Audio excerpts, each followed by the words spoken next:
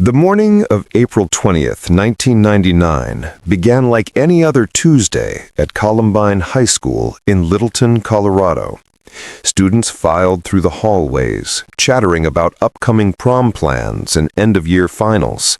The sun cast long shadows across the pristine suburban campus, and for a few precious hours, everything seemed perfectly, tragically normal. But hidden beneath that ordinary morning was a darkness so profound, so carefully planned, that it would shatter not just one community, but the very notion of school safety across America forever. Before we dive into this story, and I promise you, what you're about to hear will challenge everything you thought you knew about that day, I need you to do something for me. Hit that subscribe button right now, because this is part one of a series that's going to take you deeper into the truth than you've ever gone before. Drop a comment telling me where you're watching from, and please, I'm begging you, watch until the very end. The twist in this story? It's not what you think. Nothing about Columbine is what you think. Now, let's go back to that morning. Rachel Scott sat on a patch of grass outside the school cafeteria eating lunch with her friend Richard. At 17, Rachel was known for her kindness, her faith, and her genuine belief that compassion could change the world. She'd written in her diary just weeks before about starting a chain reaction of kindness.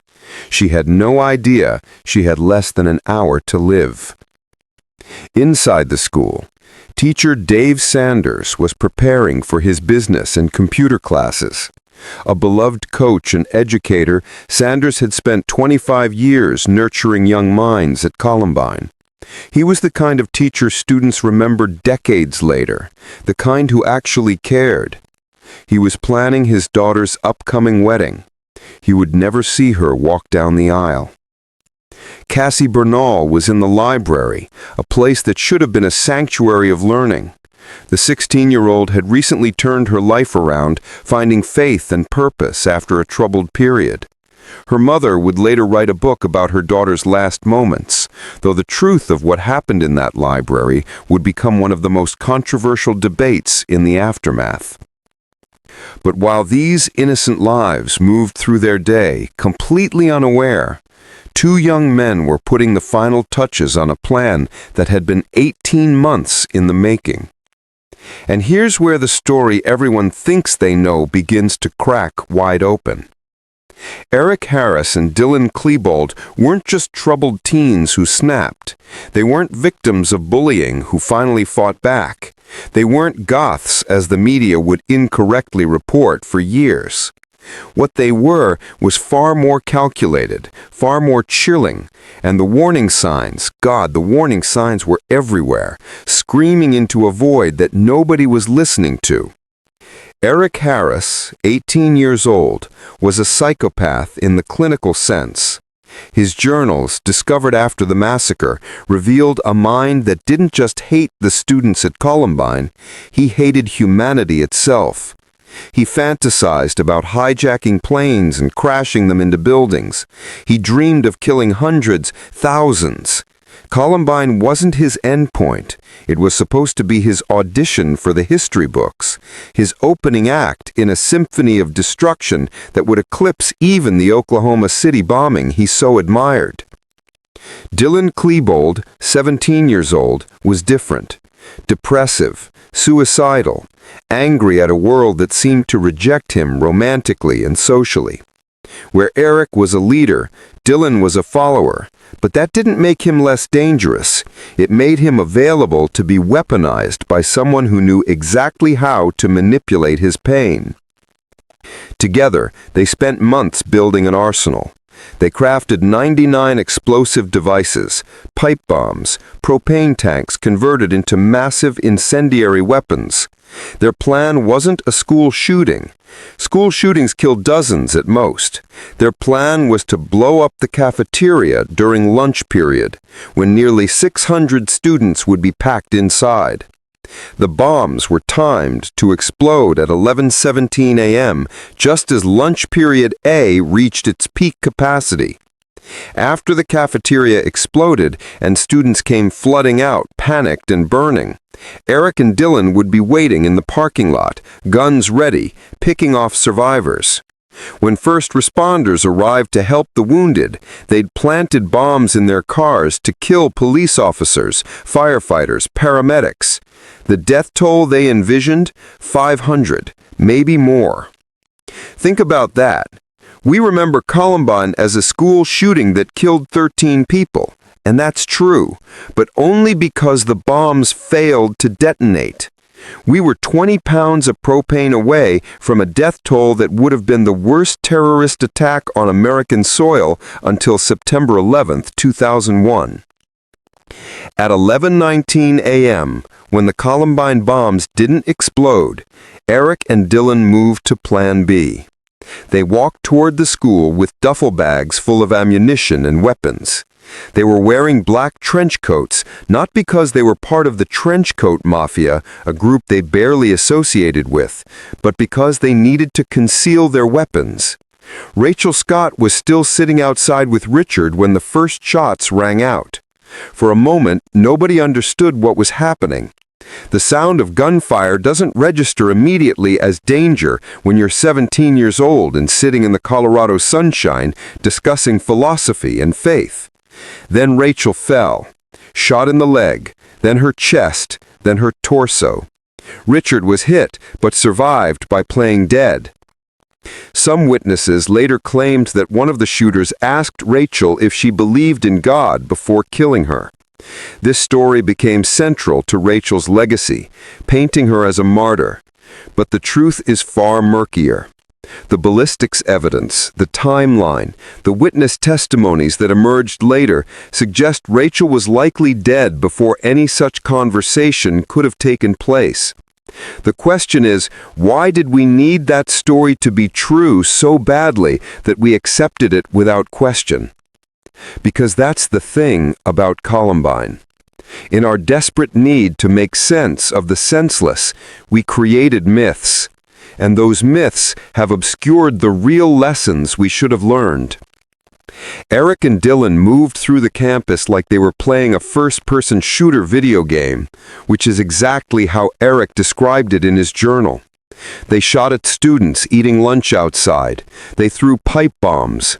They moved toward the cafeteria entrance, shooting at students who were finally beginning to understand that something was terribly, catastrophically wrong. Teacher Dave Sanders was in the cafeteria when he heard the gunshots. He could have run. He could have saved himself. Instead, he ran toward the danger, screaming at students to get down, directing them away from the shooters. He led dozens, maybe hundreds of students to safety, pushing them toward exits, using his own body as a shield. By the time he tried to find safety himself, it was too late. Sanders made it to a science classroom on the second floor, but he'd been shot twice. Students barricaded the door and desperately tried to save their teacher's life, using shirts to stop the bleeding, propping up his legs, holding his hand. They called 911 and were told help was coming. They waited and waited. Dave Sanders bled out over the course of 3 hours while SWAT teams secured the perimeter outside. This is where the story takes another dark turn, because while students like Dave Sanders' heroic kids were fighting to save lives inside, law enforcement was paralyzed outside.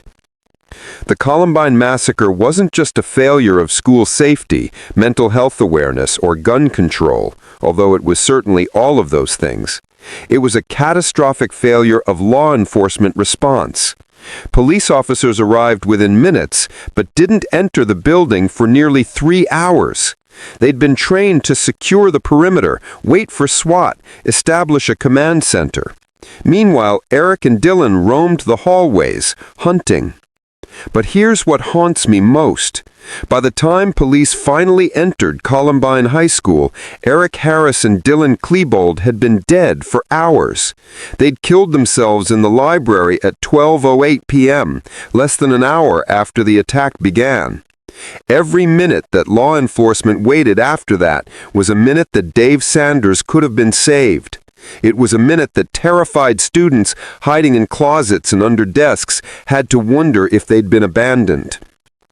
The library became ground zero for the worst of the massacre. 56 students, 3 teachers, and 2 librarians were in that room when Eric and Dylan entered at 11:29 a.m. For the next 7.5 minutes, it became a killing floor. 10 people died in that library. 12 others were wounded. The shooters walked among the tables, making jokes, asking questions, selecting victims seemingly at random, while others were passed over for reasons no one will ever fully understand. Kyle Velasquez, 16 years old, was the first to die in the library, shot as he sat at a computer. His friends begged him to hide, but Kyle, who had The library. We left off talking about the library, and for good reason. Of the 13 innocent people who died that day, 10 of them died in that single room in just 7.5 minutes. But here's what the initial reports didn't emphasize, what got lost in the media frenzy and the national mourning. Eric Harris and Dylan Klebold had enough ammunition to kill everyone in that library. 56 students and staff were in that room. They could have executed every single person. But they didn't. They were selective, methodical in some moments, random in others. They'd peek under tables and make eye contact with terrified students, then move on. They'd shoot someone, then spare the person right next to them. Isaiah Scholes, an 18-year-old black student and one of the few students of color at Columbine, was specifically targeted with racial slurs before being murdered. This wasn't colorblind rage. This was hate selecting its victims. But then, at 11:36 a.m., just 7 minutes after entering the library, Eric and Dylan left. They had thousands of rounds of ammunition left. They had dozens of students at their mercy. They'd killed 10 people and wounded 12 others, but they just walked out. Why? This is where the official timeline starts to fracture, where the story we've been told begins to show cracks. For the next 25 minutes, Eric and Dylan wandered the school. They went back to the cafeteria, tried again to detonate their propane bombs by shooting at them. When that didn't work, they threw pipe bombs, drank from cups left on tables, wandered through hallways. They looked, according to cafeteria security footage, almost bored, disappointed. At 12:02 p.m., they returned to the library. By now, every surviving student and teacher had fled. The room was empty except for the dead and the dying. At 12:08 p.m., Eric Harris and Dylan Klebold positioned themselves near the windows and shot themselves in the head. Eric's body fell against a bookshelf. Dylan collapsed across a computer desk, his blood mixing with the blood of the people he'd killed. But here's what haunts investigators to this day. In those final moments before they died, what were they waiting for? Security footage shows them sitting, looking out the windows toward the parking lot where police had gathered. Eric checked his watch multiple times. Dylan seemed to be watching for something or someone. And this leads us to the question that conspiracy theorists and serious investigators alike have wrestled with for 25 years. Was there a third shooter? Now, before you roll your eyes and think this is going off the rails into conspiracy theory territory, listen to what the evidence actually shows. In the immediate aftermath, witness after witness reported seeing 3 shooters. Students described a person in a white shirt shooting. Eric and Dylan were both wearing black. Multiple 911 calls reference 3 suspects. Teacher reports documented in real time mention 3 assailants. The Jefferson County Sheriff's Office initially searched for additional suspects. Police apprehended and detained several students that day, including Chris Morris, a friend of Eric and Dylan's who'd left school early that morning. He was questioned for hours. His car was searched, and then, quietly, he was released, and the investigation shifted to focus solely on Eric and Dylan. The official conclusion? All those witnesses were mistaken. The chaos and terror created false memories. The third person people saw was probably just another student fleeing. Case closed. But is it? Buried in the 11,000 pages of police documents released years after the massacre, documents the Jefferson County Sheriff's Office fought desperately to keep sealed, are inconsistencies that refuse to go away.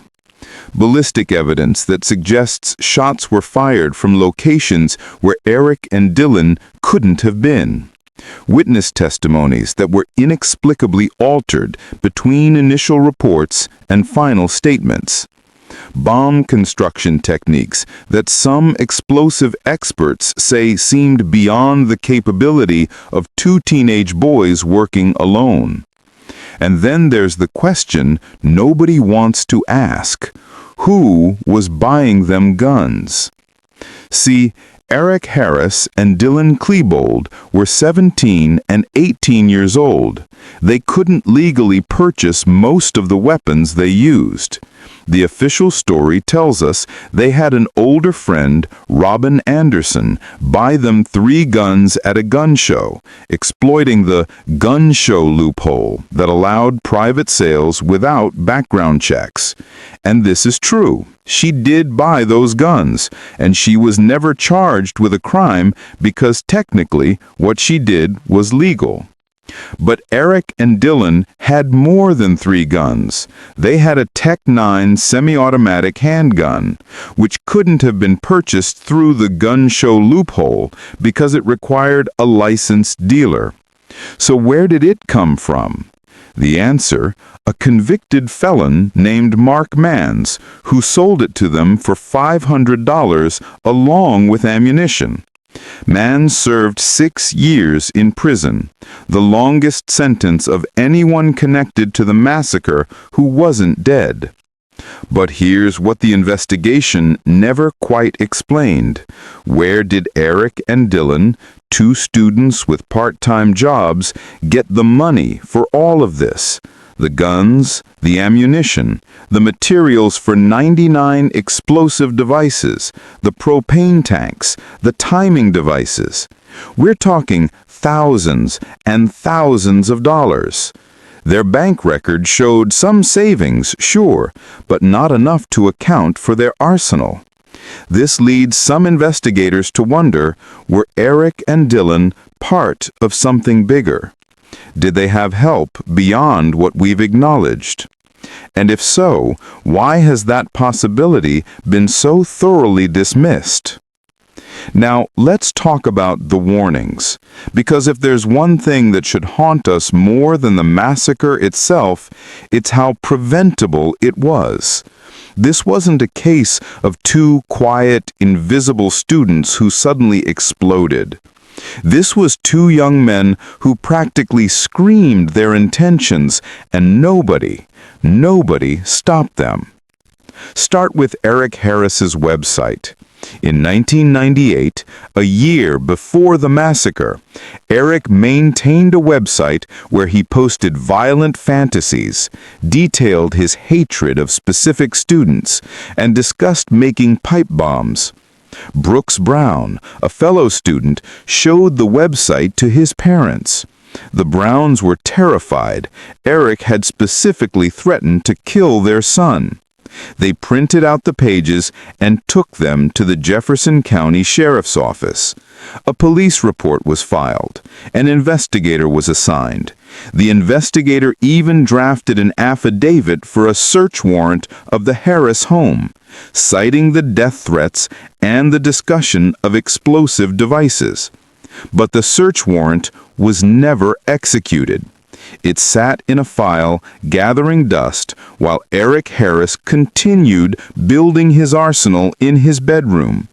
Why wasn't the warrant served? The sheriff's office later claimed there wasn't enough evidence. Critics suggest it was because Eric's father, Wayne Harris, was a retired Air Force officer, and Columbine was a predominantly white, affluent community where police hesitated to treat teenage boys like criminals.